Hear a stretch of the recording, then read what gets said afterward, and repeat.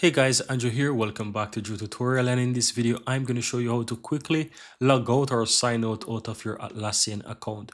So once you're inside Atlassian, guys, and if you're using, for example, Trello, I'm going to show you. So let's say you're inside Trello or you create a Trello account, and for some reason you want to quickly do some kind of changes to your account. You'll be able to click on the on your account on the upper right hand side and go to, for example, settings. And in case that leads you into Atlassian, let's say you want to do something and it tells you, hey, you need to go to Atlassian account, and you click there, it will take you into Atlassian and you will see that you're quickly signed into your Atlassian account, right? Now, in case you're inside the Atlassian account and you want to sign out for whatever reason, you can easily do so by clicking that profile on the upper right hand side as well.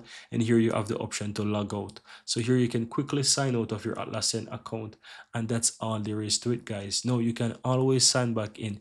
You can sign in, you can create an account with different things, guys. You can use your Gmail, Microsoft account, Apple account, and even if you have a Slack account as well, you can use that as well. But that's all there is to it, guys. That's how to go ahead and sign out of your Atlassian account.